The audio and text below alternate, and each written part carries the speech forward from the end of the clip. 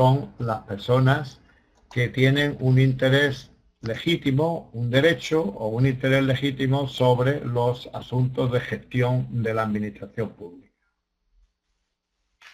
A nivel de Europa existe una Carta de Derechos Fundamentales que se aprobó en el 2000 y que se ha ido estableciendo algunas revisiones y que se ha hecho vinculante para todos los estados de la Unión Europea, excepto para Reino Unido.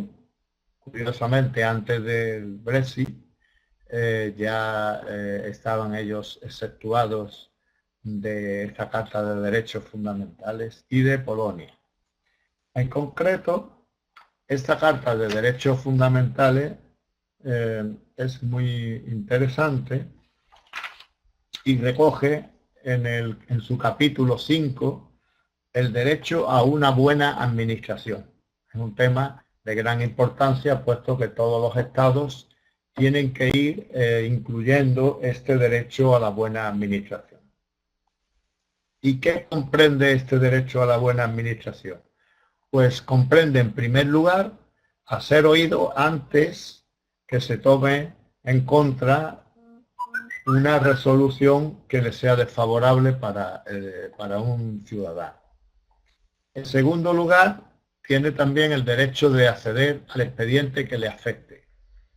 Después también tiene derecho a que la administración tiene que motivar las decisiones que le afecten al ciudadano, y igualmente también está obligada la administración a reparar los daños que ocasione a los ciudadanos. Cualquier tipo de daño por el funcionamiento normal o anormal de los servicios. Por ejemplo, un funcionamiento normal de los servicios sería que la policía persiguiera a un delincuente, pero en esa persecución ocasionara una serie de daños a los ciudadanos, a través a lo mejor de un coche a gran velocidad que chocara con otros coches, etcétera. Pues todos esos daños, aunque lo hace por un funcionamiento normal, que es la prevención de los delitos o la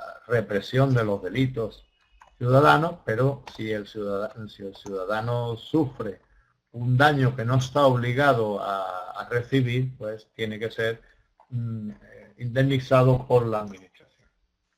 También es digno de destacar que dentro de esta Carta Europea se contiene el derecho de acceso a los documentos, el derecho a someter al ombudsman, es decir, al defensor del pueblo, todos los casos de mala administración de las instituciones europeas, porque esto se refiere, esta carta, a todas las instituciones europeas, el derecho a una tutela judicial efectiva y a un juez imparcial, y también la prevención de la presunción de inocencia,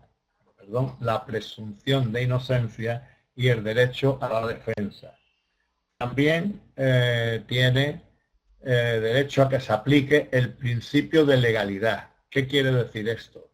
Que no se puede considerar una infracción administrativa o un delito aquella conducta que no estuviera tipificada en una norma cuando se produjeron los hechos. Incluso aunque se produzca después, esa tipificación no sería suficiente, no valdría, puesto que no existe, no tiene derecho retroactivo, no tiene efecto retroactivo la aplicación de una norma que sea sancionadora.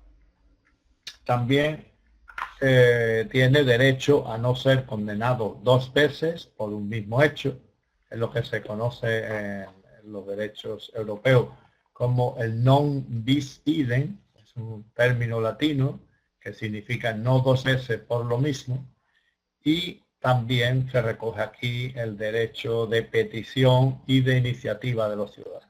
En definitiva, pues es una carta que obliga a todos los estados europeos a que produzcan un desarrollo de los derechos de ciudadanos y de interesados.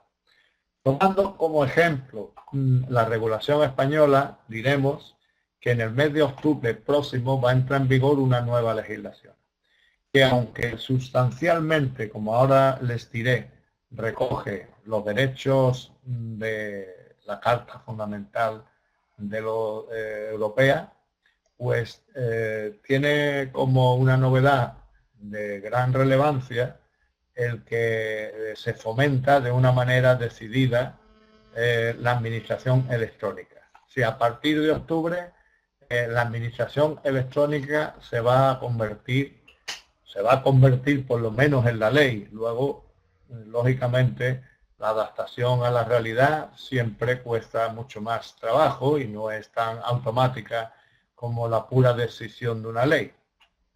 Pero a partir de octubre el lenguaje administrativo español tendrá que ser electrónico.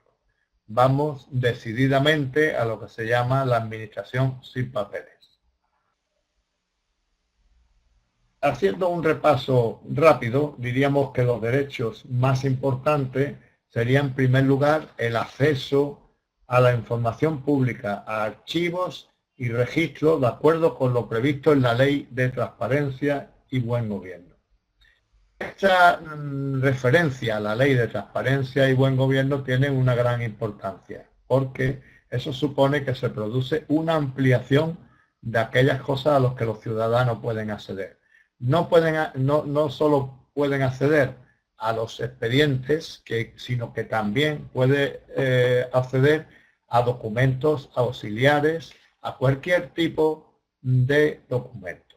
Eso es muy importante porque, por ejemplo, incluso las agendas de los alcaldes, a las personas que reciben, eso tiene que ser también accesible para los ciudadanos, ¿no?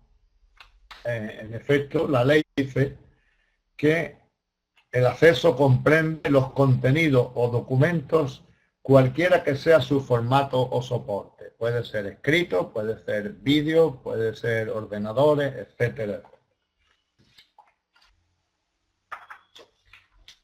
El acceso a la información, además, tiene que ser gratuito. No se podrán exigir exacciones fiscales por las copias.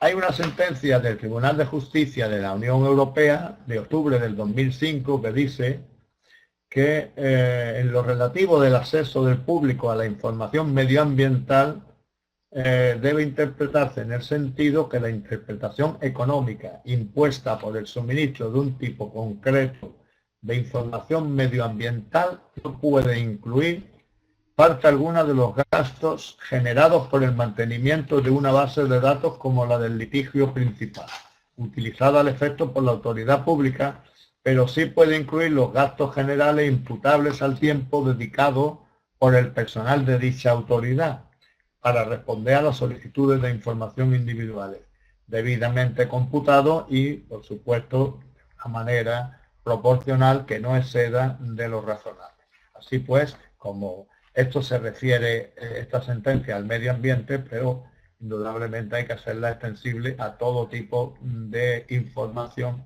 en el sentido que hemos dicho, que no cabe cobrar nada más que el tiempo que los funcionarios dediquen a ese trabajo. Otros derechos son clásicos, diríamos, recogidos normalmente en la legislación europea, a ser tratados con respeto y deferencia por las autoridades y empleados públicos que habrán de facilitarle el ejercicio del derecho y el cumplimiento de sus obligaciones. También a poder exigir, como veíamos en la Carta Fundamental Europea, las responsabilidades de las administraciones públicas y de las autoridades cuando así corresponda legalmente. Y también a poder comunicarse con la administración en un punto de acceso general electrónico. Entonces, en consecuencia de lo que decíamos de que la administración va a ser cada vez más electrónica, porque ya lo que se regula es el expediente electrónico y subsidiariamente, mientras no desaparezca, se regula el expediente en papel. Pero fundamentalmente el camino, como digo, es a la administración sin papeles.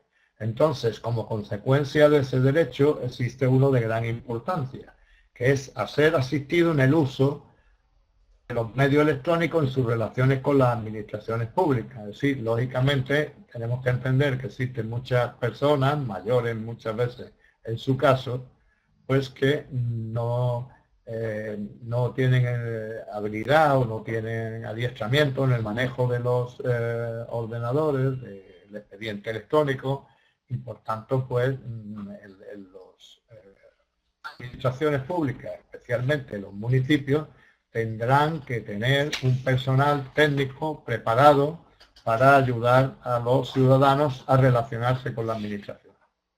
En esta nueva ley también se recoge que hay una serie de ciudadanos que están obligados a relacionarse electrónicamente.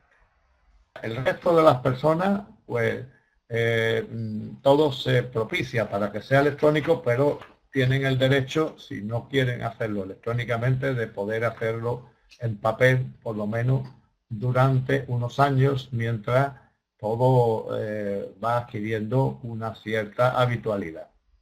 Pero hay personas que no pueden relacionarse nada más que electrónicamente. Así que, por ejemplo, todos los profesionales, los abogados, los notarios, también los administradores de fincas, igualmente que las administraciones públicas se tienen que relacionar unas con otras de manera electrónica, y todas las sociedades mercantiles. Se entiende que son una serie de personas que deben de tener la suficiente preparación, pues, para estar obligados, que no puedan hacer uso de una opción para relacionarse con la administración en papel. También tiene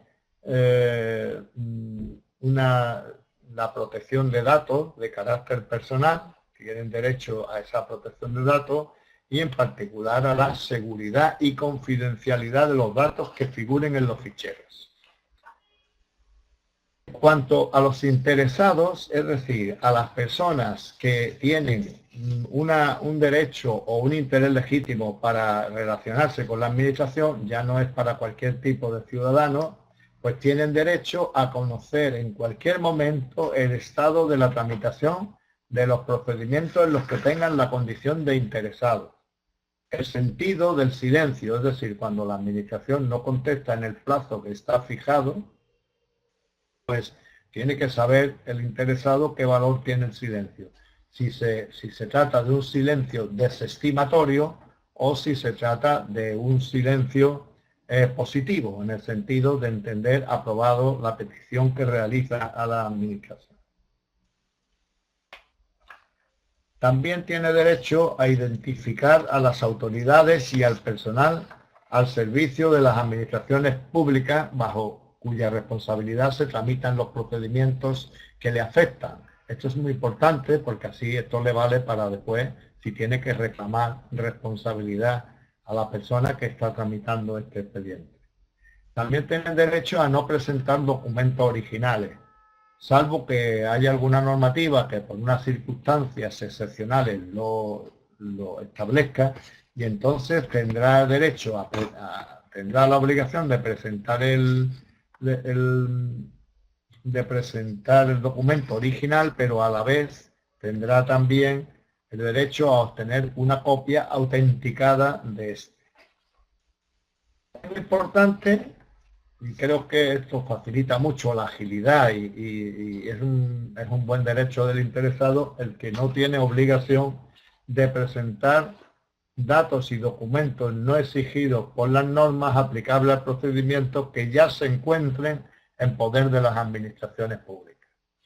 Ya en España ha ocurrido hace unos años, es el peregrinar en la misma administración, en la misma municipalidad, por ejemplo, que un particular tenga que ir llevando un papel de una oficina a otra, pues eso se acaba Con la legislación actual se acaba ya de una manera, se aprobó ya de una manera clara legalmente, pero ahora ya decididamente con la nueva legislación esto afecta no solo a las administraciones, a la misma administración, por ejemplo, si es un ayuntamiento y ya tiene ese papel, no hay por qué ese papel o ese documento no tiene por qué verse a presentar, pero si es la administración de la región o de la provincia o del estado, pues antes tenía que presentarlo, pero ahora no, porque ahora como las administraciones tienen la obligación de comunicarse electrónicamente, ellas tendrán que mandarle un papel, o perdón, un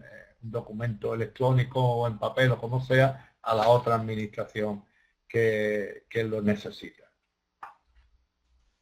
También tiene derecho los interesados a formular alegaciones, a utilizar los medios de defensa emitidos por el ordenamiento y a aportar documentos en cualquier fase del procedimiento anterior a la resolución.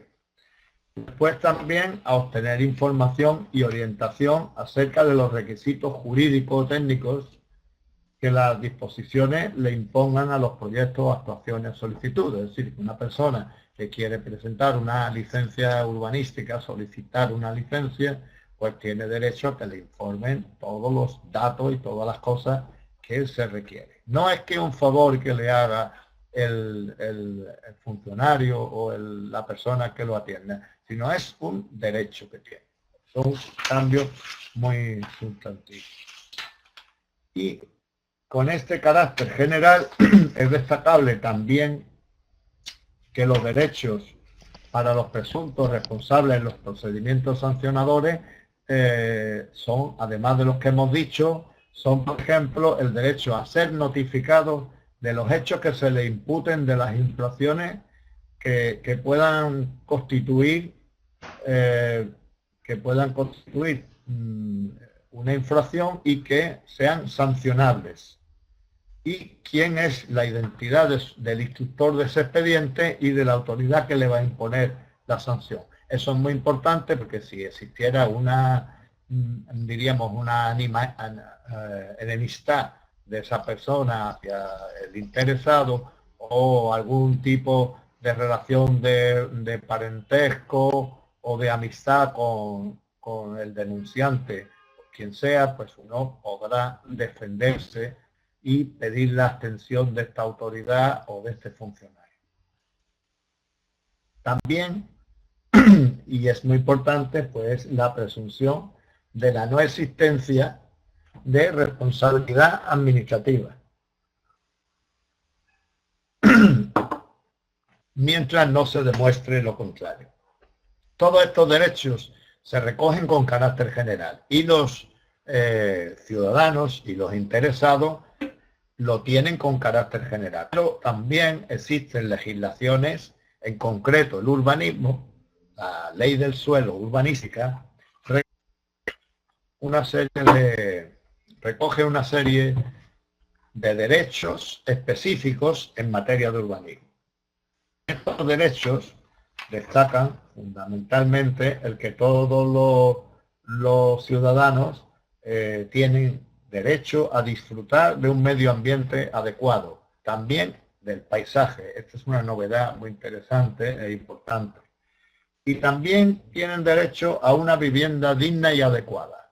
Hay que tener en cuenta que este derecho no significa que el Estado o las administraciones públicas, incluidos los ayuntamientos, estén obligados a darle una vivienda en propiedad, sino lo que tienen derecho es a disfrutar de una vivienda digna. Es un derecho que tienen todos los españoles y que todos los poderes públicos, tanto el gobierno estatal como el regional como el local, están obligados a facilitar esta vivienda. Si ustedes recuerdan, en el urbanismo decíamos que existen una serie de excepciones para poder gestionar, para poder ejecutar el planeamiento, que consisten en ceder suelo para viviendas de protección oficial. Ese suelo los ayuntamientos, y los ayuntamientos en unos casos lo pueden transmitir, lo pueden vender a particulares o pueden ceder a instituciones públicas, que tendrán la obligación de hacer una serie de viviendas que tienen un precio tasado al alcance de las personas de menos recursos económicos. O se lo puede ceder al gobierno regional, y este gobierno regional también está obligado a hacer estas viviendas que se llaman de protección pública o de protección oficial, y que significa que tienen un precio tasado. Pero esas viviendas no tienen que necesariamente adquirirlas los particulares en propiedad, pueden bien en algún caso, pero desde luego tienen derecho a recibirla en régimen de alquiler, por ejemplo. Bueno, también estaría el derecho a la información, que ya hemos señalado, y específicamente se le da una gran relevancia al derecho a la participación. Este derecho de la ciudadana, ahora en continuación, mi compañero que iniciar la participación ciudadana, los instrumentos concretos se va a referir fundamentalmente en el planeamiento, ¿no? En la tramitación del planeamiento es la participación ciudadana en materia de urbanismo es clave, porque si ustedes recuerdan, hemos dicho que los planes urbanísticos tienen se aprueban definitivamente, se convierte en un instrumento obligatorio, tanto para la administración como para los particulares. Por lo tanto, esa participación ciudadana en el urbanismo, donde más importante es en la norma, donde se está haciendo, diría, obligatoria, jurídicamente hablando, y que por tanto son como colaboradores, diríamos, del órgano que lleva a cabo la actividad normativa y participa, diríamos, en la elaboración de ese plan con sus aportaciones. Por tanto, la más importante de la participación ciudadana en materia urbanística es la que se trata de dar, la que se da en la tramitación de los planes urbanísticos. Después es bueno que también esté la gestión, en otros instrumentos urbanísticos, pero lo más importante es el planeamiento. Y finalmente señalar, veo que la ley, con muy buen sentido de la medida, señala que los poderes públicos, se mandata a los poderes públicos para que promuevan las condiciones para que los derechos y deberes de los ciudadanos sean reales y efectivos, adoptando las medidas de ordenación territorial y urbanística que procedan para asegurar un resultado equilibrado y urbanístico, favoreciendo o conteniendo los procesos de ocupación y transformación. Así que el legislador también dice, no, pero yo no voy a poner aquí entelequias ni obligaciones, sino que los derechos tienen que ser reales y efectivos. Este derecho a la vivienda no se cumple si no se da el siguiente paso, hacer físicamente la vivienda. ¿De qué sirve decir? Los ciudadanos tienen derecho a una vivienda y luego no se toman las medidas para que se puedan llevar a efecto. Bueno, con esta intervención hemos terminado la parte primera referida a los derechos de los ciudadanos que dan origen y que son los que le avalan para la participación. A continuación, como digo, pues tiene la palabra mi compañero José Cardador, que va a referirse en concreto a la participación, a los instrumentos y fundamentalmente a la participación en el planeamiento urbanístico.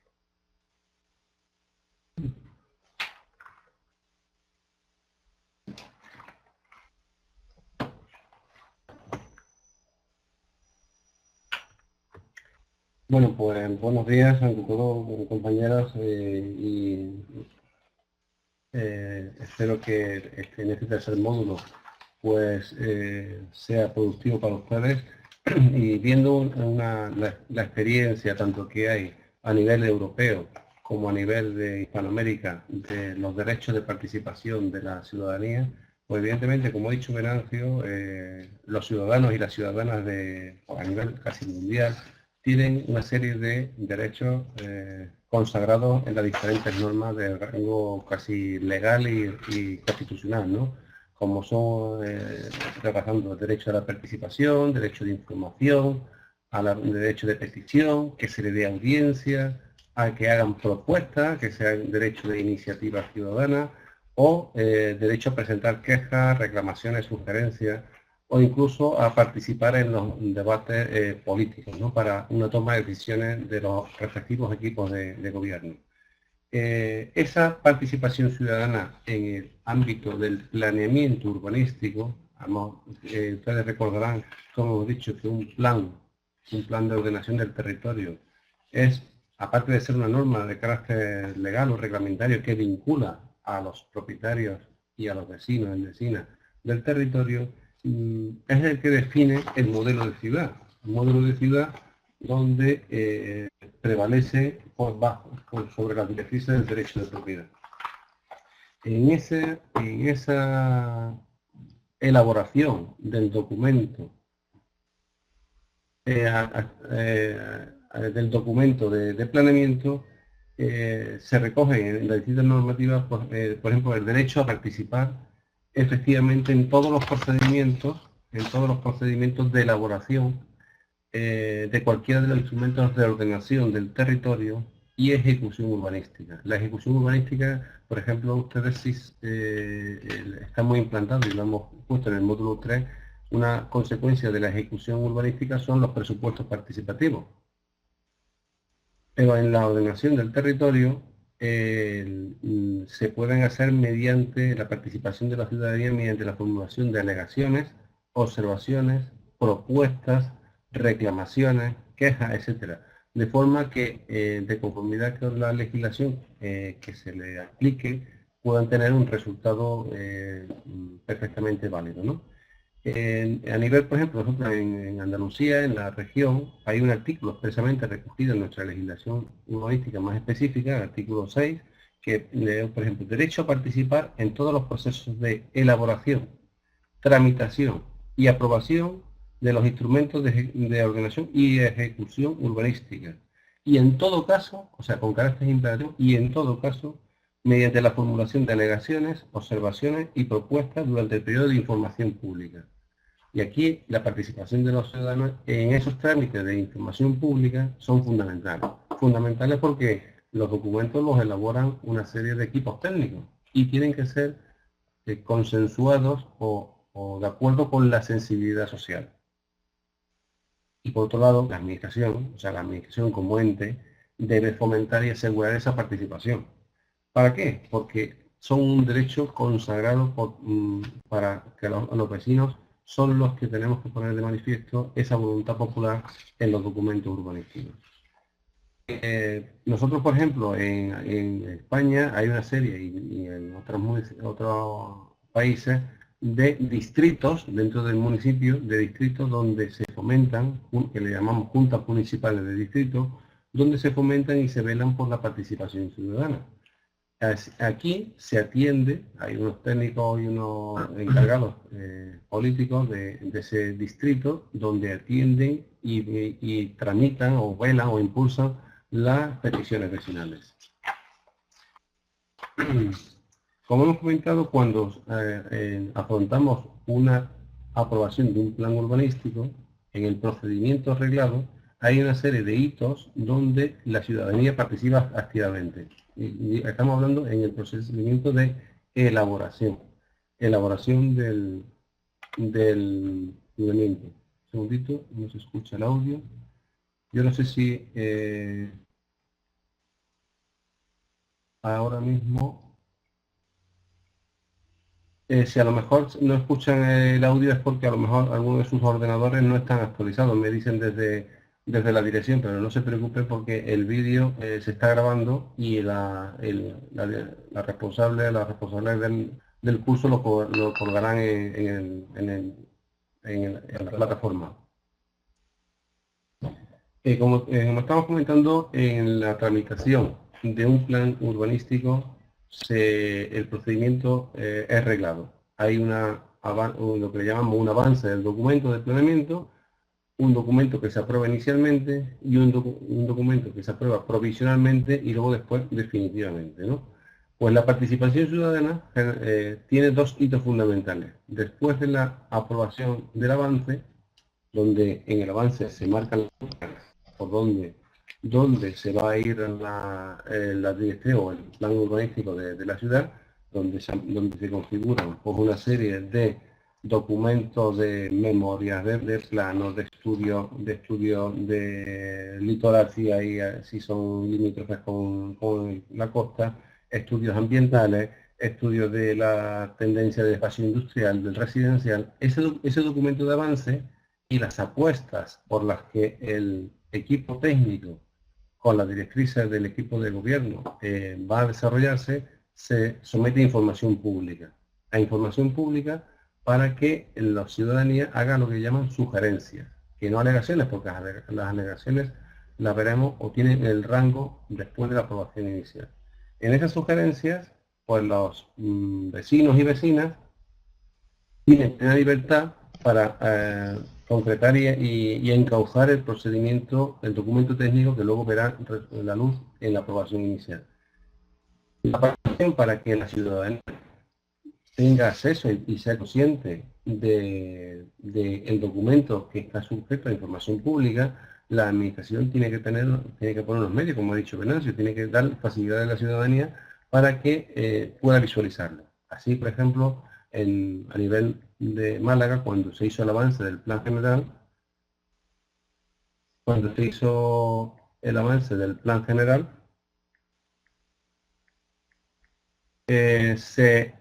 tuvo unas oficinas específicamente abiertas en horario de oficina, pues de 9 a 14 horas, y con una serie de técnicos que atendían y daban copia del documento, ¿no?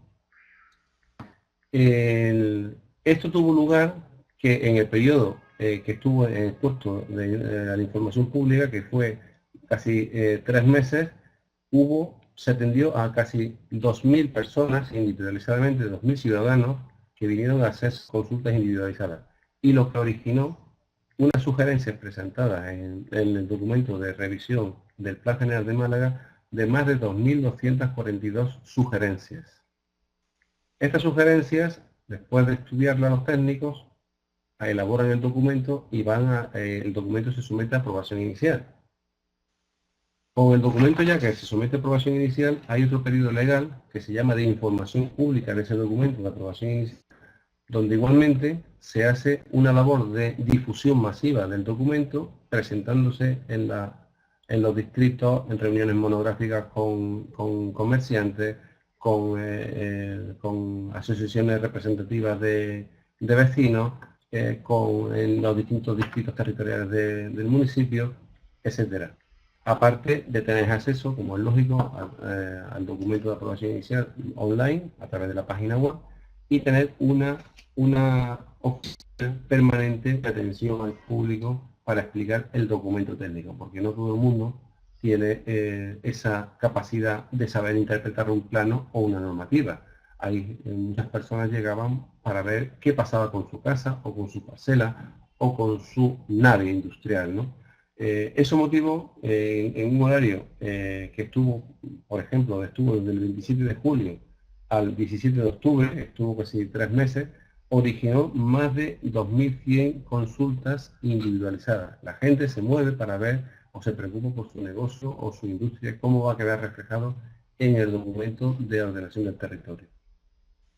También como consecuencia de esa información pública, el documento fue explicado a colectivos vecinales y así se generaron en ese periodo más de 2.300 reuniones individualizadamente y específicas, monográficas, tanto a nivel de consejos sectoriales como consejos territoriales, etc.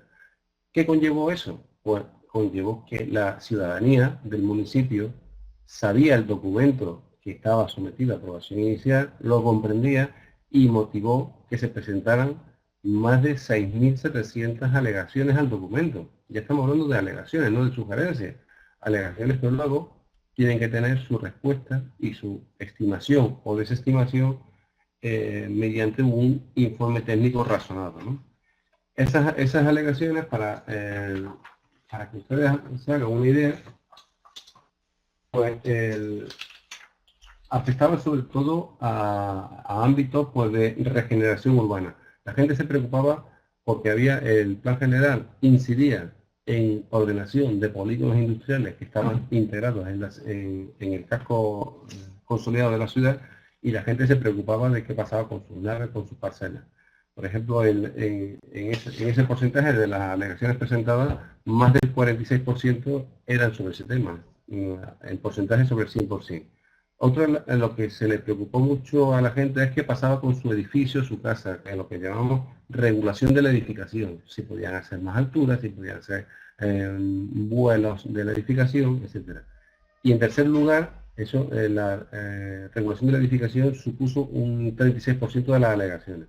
Y en tercer lugar, que no menos importante, sobre todo el suelo no urbanizable, el suelo rústico, que es también el gran caballo de batalla de la ordenación del territorio, de cómo regular ese suelo no urbanizable, generó pues casi un 10% de las alegaciones que se vertieron por parte de la ciudadanía.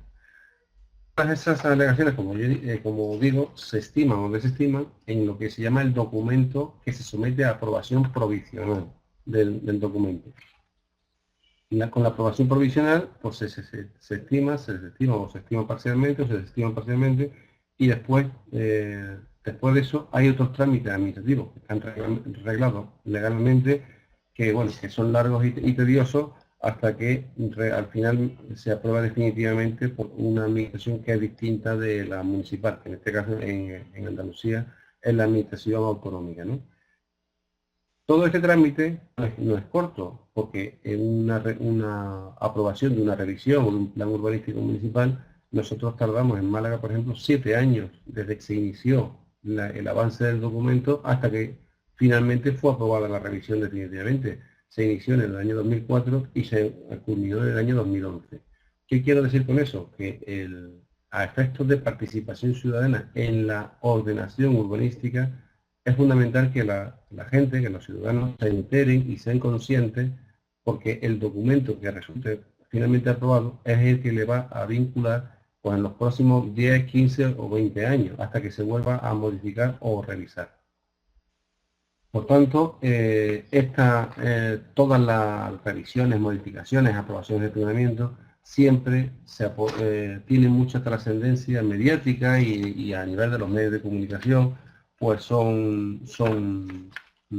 se hacen reflejo de cómo sacan las pinceladas, los titulares, si se apuesta por el techo comercial, si se apuesta por el techo residencial, si se apuesta por más vivienda protegida, etcétera. Por tanto, vuelvo a indicar, es fundamental las vecinos y vecinas, los ciudadanos en definitiva, apuesten decididamente y se involucren en la participación ciudadana. ¿Cómo se instrumentaliza? O bien a través de asociaciones de vecinos, de comerciantes, o bien con carácter individual. Nosotros, un ejemplo que hemos puesto en Málaga, pues a nivel de participación de los ciudadanos en el municipio de Málaga, aparte de la participación individualizada, por ejemplo, pues participan en lo que le llamamos el Consejo Social de la Ciudad, donde hay una serie de representantes tanto de empresariales, sindicales, vecinales, Consejo Sectorial de Derechos Sociales y de Voluntariado, Consejo Sectorial de Participación Ciudadana, el Territorial de Participación, y en cada distrito hay un Consejo Territorial donde se debaten monográficamente la problemática de ese distrito, tanto urbanística, de limpieza, de ruido, etcétera, etcétera. Y también dos consejos sectoriales muy importantes porque se sensibiliza en la municipalidad con ellos, es el Consejo Sectorial de la Mujer y el Consejo Sectorial de los Niños y las Niñas. Es curioso que, por ejemplo, en ese Consejo Sectorial de los Niños y las Niñas, los políticos escuchan a los niños con sus reivindicaciones vecinales. Por ejemplo, fue una reivindicación en determinados parques de Málaga, pues no había fuentes de agua, y los niños demandaban que en los parques infantiles hubiera una serie de fuentes de que puedan beber el agua normal y corriente. Bueno, pues eso motivó que los niños lo propusieran y el equipo de gobierno tomara la decisión a través de la empresa de agua, la empresa municipal que tenemos de agua, de hacer un plan de instalación de fuentes de agua potable para beber en los distintos parques y jardines. Fíjense ustedes que a lo mejor al político de turno, pues en eso no cae, pero si los niños están jugando en los parques y no tienen una fuente donde beber, esas carencias fueron puestas de manifiesto en este Consejo Escolar de Niños y Niñas, y el ayuntamiento se sensibilizó con eso y hizo una apuesta especial por poner fuentes en los parques, ¿no? Yo creo que, no sé, le paso ahora la palabra a mi compañero Venancio para que haga siga con el hilo argumental, y yo terminaré ahora con una pincelada de los presupuestos participativos como consecuencia de la ejecución del planeamiento, donde anticipo ya, porque la Hispanoamérica es puntera en esta práctica, esta magnífica práctica de los presupuestos participativos, y dos ejemplos muy importantes a nivel de participación, pues son las municipalidades que ustedes del Perú, de la provincial de Hilo y de San Vicente.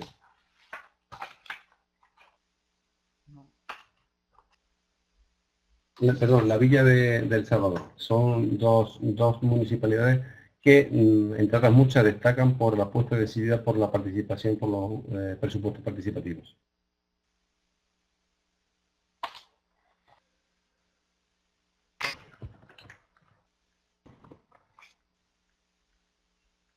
Bueno, buenas tardes de nuevo, buenas tardes en España y buenos días para ustedes.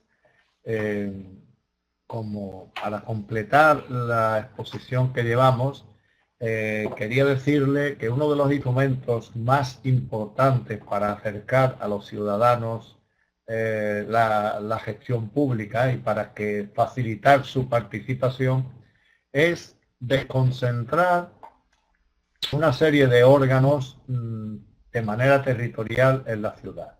Estas desconcentraciones pueden ser en distritos, pueden ser en barrios, etc.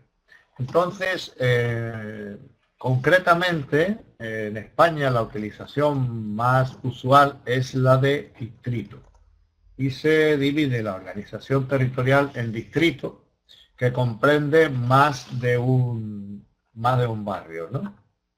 Entonces, todo el término municipal de la ciudad está dividido en distritos. Y persigue esta división un doble objetivo: desconcentrar la gestión municipal, acercando, tal y como demanda el principio de subsidiariedad. El principio de subsidiariedad es un principio general del derecho a nivel de toda Europa, y significa que la administración tiene que acercar la gestión a los ciudadanos, de la gestión sobre los ciudadanos a los gobiernos más inmediatos a ellos, que son en definitiva los gobiernos municipales. Por tanto, el principio de subsidiariedad supone que tiene que haber un robustecimiento de las organizaciones municipales, incluso dentro de ellas pues se tiene que acercar a los barrios y a los distritos más cercanos todavía aún a los ciudadanos, lo que sirve y contribuye como segunda finalidad para facilitar y potenciar la participación de los ciudadanos. La actividad de los distritos está basada, por tanto, en una serie de fines, como es una mayor eficacia en la prestación de los servicios, una proximidad de la gestión a los vecinos, como hemos dicho, una coordinación tiene que haber y coherencia con los órganos centrales de los ayuntamientos, lo cual con la potenciación de la administración electrónica lo vamos a ir consiguiendo cada vez más, ¿no? Y hay que garantizar los derechos y deberes de los vecinos también a este nivel de efectividad, no que sea, diríamos, como algo programático, pero que luego en la práctica no funciona, si no se ponen los medios en los territorios más cercanos a los vecinos. Y supone también un fomento del asociacionismo, ¿no? La presidencia de los distritos le corresponde en España a un representante del municipio, es decir, algunas de las personas que han sido elegidas como concejales, como síndicos, etcétera. Depende del nombre que se utilice, pero es un representante del gobierno municipal, el que corresponde en la presidencia. Y luego está proporcionalmente un número de personas representando a los grupos políticos existentes en el ayuntamiento, en proporción al número de concejales que tengan. Hay otras legislaciones regionales en Europa y también incluso en España, por ejemplo en Cataluña, que me parece de un gran interés porque la representación de estos distritos no corresponde a la que se haya obtenido a nivel de toda la ciudad, sino que corresponde a la proporción de los votos que hayan sido en ese distrito, en el ámbito territorial del distrito, con lo cual los representantes municipales que van a estar más cerca de los vecinos justamente han sido los que ellos han votado más. La mayor representación le va a corresponder, con lo cual pues yo creo que se consigue una mayor afección con los gobernantes, y eso, una buena gestión de estos gobernantes le va a suponer después, además, le debe de suponer, por tanto, una recompensa política. Al presidente de la Junta de Distrito, que como hemos dicho es un representante de los concejales del distrito, le corresponden una serie de funciones. En primer lugar, pues diríamos que representa al alcalde en el distrito. Convoca y preside las reuniones del Consejo de Distrito, donde además de los representantes en proporción al número que han obtenido de votos de los distintos grupos políticos, están también vecinos que en muchos casos tienen voz, pero no tienen voto.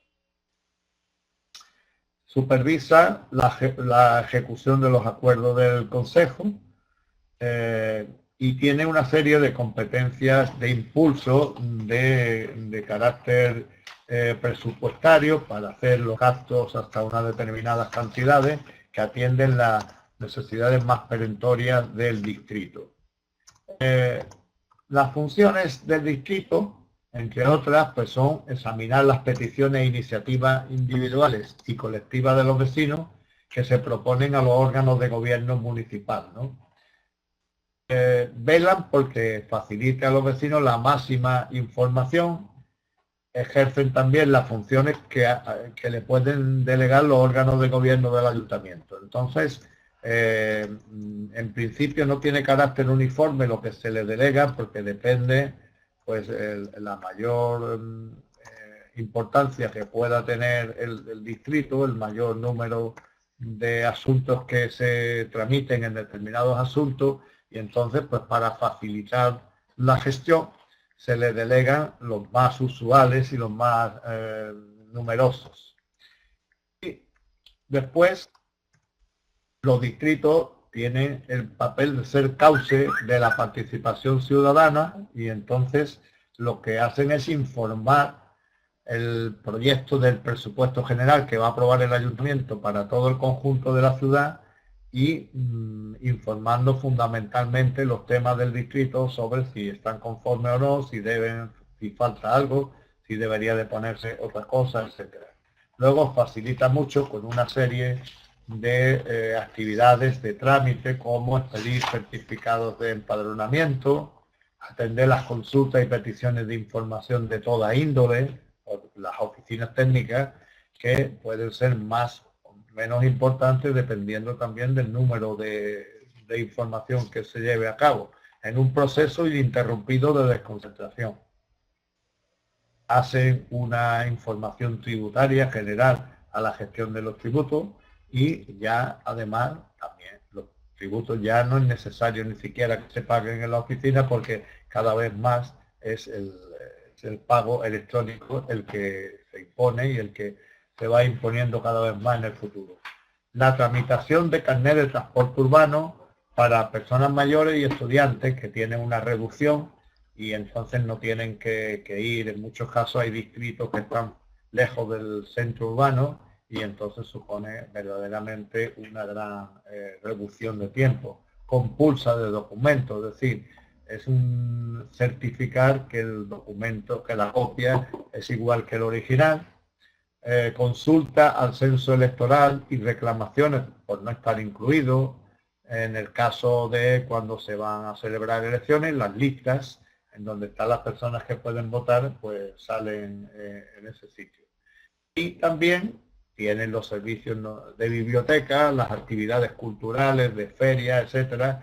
Todo suele ser responsabilidad de los distritos y con una amplia participación de los vecinos en el Consejo de Distrito. Y también se ha desconcentrado los servicios sociales, lógicamente, acercándolo más a donde están los problemas.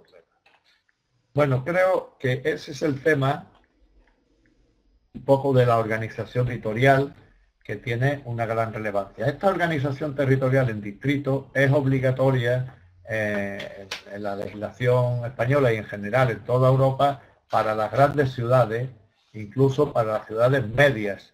Y las pequeñas ciudades pues pueden voluntariamente, y normalmente suele ser el que se haga esta organización en distrito, pero ya no es una obligación legal como en el caso de las grandes ciudades.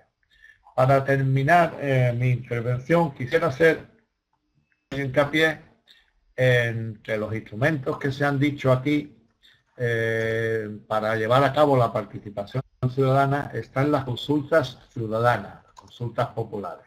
Cuando hay un tema de gran trascendencia en el municipio, entonces se suele usar esta consulta ciudadana, que es un procedimiento mucho más formal porque interviene incluso la Junta Electoral, tiene casi el mismo aparato que unas elecciones normales, porque se le da un poco el carácter de institución de democracia directa, el carácter como de un referéndum para hacer una consulta sobre un tema determinado. Hay una serie de temas que están excluidos de esta cuestión, que es, por ejemplo, el tema tributario y el tema de que, lógicamente, pueda producir un perjuicio a la hacienda municipal. Entonces, la realidad es que la consulta, con todo ese formalismo y que además, teniendo incluso la propia organización de unas elecciones municipales, resulta que puede ser muy caro y entonces verdaderamente se ha convertido en un instrumento de participación que le falta agilidad, que es demasiado formal y que no se utiliza demasiado, sobre todo en municipios medios e importantes porque lleva consigo unos gastos muy fuertes.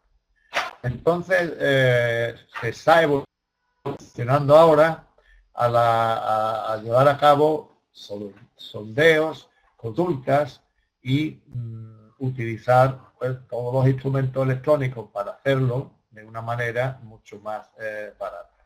Entonces, la mayoría de los ayuntamientos están haciendo en los reglamentos de participación ciudadana, están incluyendo instrumentos para consultar a todos los ciudadanos mucho más ágiles, como son estos de los sondeos, de las consultas y de las opiniones, y sin ese aparataje de las consultas ciudadanas, que tiene un carácter más formal, pero a la vez es como un derecho que se pone ahí para decir, pues tenemos esta posibilidad, pero en la práctica eso no suele funcionar por el formalismo que tiene. Entonces, indudablemente, los ayuntamientos nuevos, con unos cambios también de nuevos partidos, han traído, como diríamos, un refresco en el tema de la participación ciudadana y un replanteamiento mucho más intenso que hasta aquí había habido, y creo que nos esperan unos tiempos interesantes en el tema de la participación ciudadana y que esperamos compartir con ustedes. Bueno, nada más, muchas gracias. Doy la palabra a mi compañero José Carrado.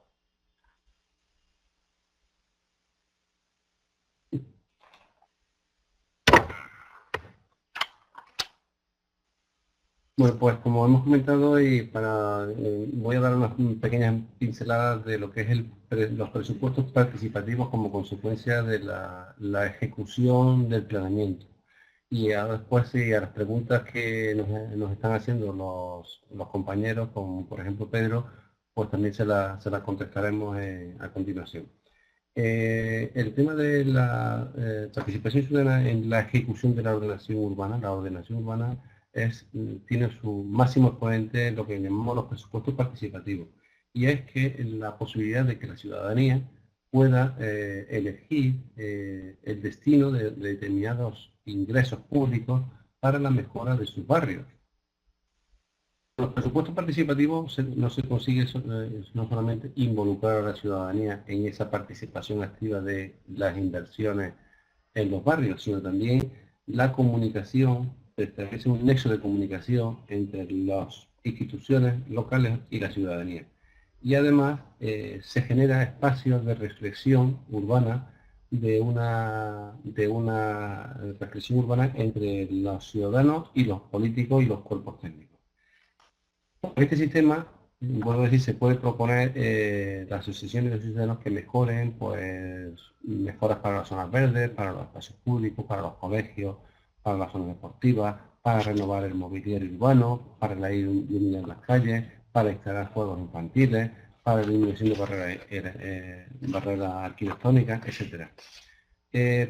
Para llevar a efecto los presupuestos participativos, saben ustedes que un presupuesto municipal de la municipalidad tiene una serie de ingresos, se establece una serie de ingresos y una serie de gastos. Los ingresos que recibe la municipalidad pues son los impuestos y tasas, las transferencias, los ingresos patrimoniales, y luego tiene una serie de gastos, ese presupuesto municipal, que pueden ser los gastos de personal, los gastos financieros, los gastos de corriente y las inversiones. O bien, en la parte de las inversiones es donde entra el presupuesto participativo. ¿Y qué podemos decir que es una inversión?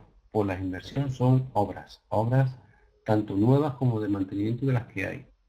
Un ejemplo, la construcción de un jardín, la mejora de las calles. Además de las obras, una inversión también puede ser adquisiciones permanentes del ayuntamiento, como por ejemplo un vehículo o los contenedores de residuos. Pero no una inversión, una inversión no son subvenciones o no son donaciones, son que se queda para la ciudadanía. Y una de las herramientas para conseguir esa participación ciudadana y métodos de participación pública, entrega y recogida de información, a través de teléfono, de internet, de encuestas personales, de eventos informativos, de grupos de agentes seleccionados. ¿Y cómo son las herramientas de participación? Pues muy diversas. Las herramientas pueden ser tanto información pública impresa, de cartas, carteles, folletos, boletines, por teléfono, por internet, por encuestas personales, por eventos informativos. Todo eso se va a generar en un caldo de cultivo para que la ciudadanía participe en los presupuestos participativos. Y luego hay que reconocer que vuestro país, Perú, es digno de alabarlo por la base legal que tiene para estos presupuestos participativos. No hay nada más que ver la página web de la Municipalidad Provincial de Hilo, donde encuentran ustedes, por ejemplo, perfectamente la base legal de los presupuestos participativos, desde la Constitución Política de Perú hasta la Ley de Procedimiento Administrativo General, la Orgánica de Municipalidades, la Ley Marco del Presupuesto Participativo y sus modificaciones, la Ley de los Derechos de Participación y Control Ciudadano, que viene a dar encaje, como ha dicho Venancio, a nivel europeo, esos derechos de los ciudadanos, la Ley del Sistema Nacional de Planeamiento Estratégico, el Decreto Supremo que establece el Plan Estratégico de Desarrollo Nacional del Bicentenario del Perú hacia el 2021, o incluso las ordenanzas específicas de cada municipalidad para autorregular los presupuestos participativos. En definitiva, lo que se pretende, lo que tengo que poner de manifiesto es que los presupuestos participativos de determinada municipalidad hay que establecer una regla de juego, lo que se llama el autorreglamento de cómo se va a funcionar en esos presupuestos participativos. Y básicamente conllevan una serie de pasos que lo tienen ustedes puesto allí en el módulo, que es pues una primera fase, que es la competencia y viabilidad, que una vez recibidas las propuestas se ven cuáles, a través de los técnicos municipales, cuáles son admisibles o no. Una fase de valoración, donde se tiene en cuenta si se puede acometer o no en función de la necesidad presupuestaria. La fase de estudio presupuestario, la fase de priorización, cuál se van a acometer ante una u otra, y la fase de entrega en vigor, cuándo se van a acometer. Evidentemente, los requisitos fundamentales de todo presupuesto participativo para que la ciudadanía no se sienta defraudada, engañada, que no se hace caso, o no, la municipalidad no afronta lo que demanda, es que son fundamentales los estudios de viabilidad jurídico, técnico y presupuestaria. Esos son fundamentales, porque si hay una postura o una determinada actuación que los vecinos demandan y no es posible presupuestariamente o legalmente, hay que decirle muy claro a los vecinos que no se puede hacer desde la municipalidad. Igual que si están demandando que haga una intervención que no corresponde al municipio, que corresponde, por ejemplo, a la región o al Estado. Evidentemente, los presupuestos participativos caen en la esfera de la competencia del municipio. Eso teniendo las reglas de juego claras, no debe de haber pues, pena o disconformidad de los vecinos. Lo importante es que en cada municipalidad, en el ámbito de competencia de la municipio, se lleven a efecto en función del presupuesto las medidas que se consensúen y que sean viables técnicamente. Y yo creo que hay Pedro Sergio ha preguntado una pregunta y le paso la palabra a mi compañero Venancio para que le dé respuesta y que si él no lo puede leer o escuchar a través de este medio, si en la videoconferencia tenga la respuesta.